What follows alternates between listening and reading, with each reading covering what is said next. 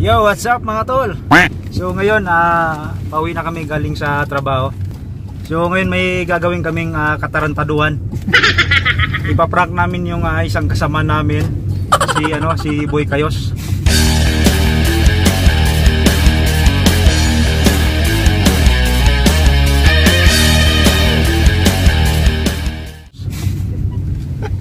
Kagabi kasi may masamang hindi dapat mangyari. Pinasok yung accommodation namin dito sa Tahit. Paano masabi? Tahit. Maraming nawawala. Yung mga kasama ko nawawala ng dalawang sombrero. Sa akin naman isang Adidas. Napaka-original pa naman yun. Bagong bili yun sa Sarawan. Sarawan to bili. Ganda!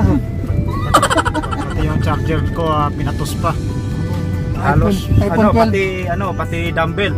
Dumbbell, pang gupit ng buhok. Ano ba yun? iPhone 12 na charger? Tapos isang sombrero ko. Kaya ngayon ipaprank namin yung isang kasama namin ng anak niyo. Ayun, surprise siya ngayon. Magandang yung isang kasama pa naman namin matakutin yon. Kahit konting dugo lang namumutla na. Tingnan natin kung ano yung magiging reaction niya.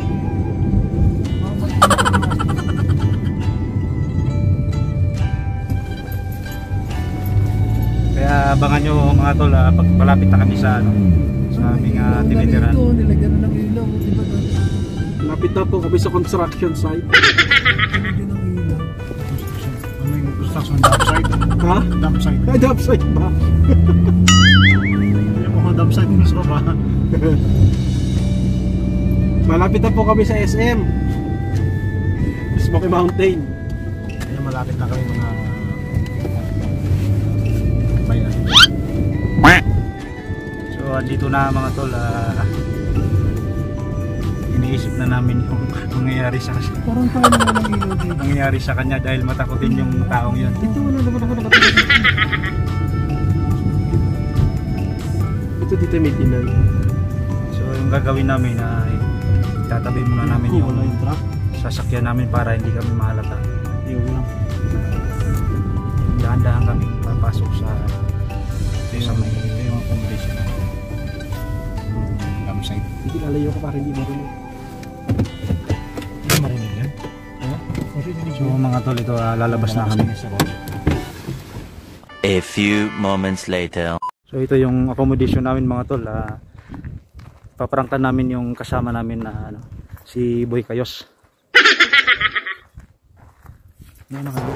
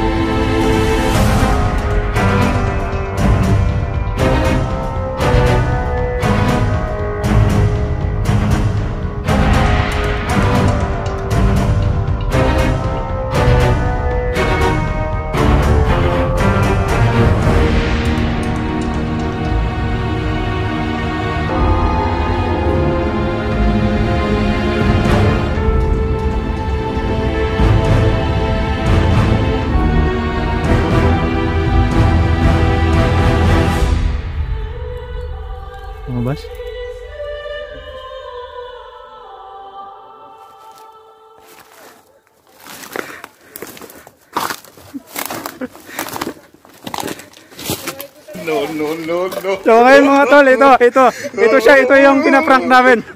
Ayan yung pinaprank namin. Ayan si Boy Kayos. So ayun nga mga tol, na-prank yung isang kasama namin na si Boy Kayos. Seryoso pa naman, may dala-dalang itak. So hanggang dito na lang muna mga tol, salamat sa inyong panonood.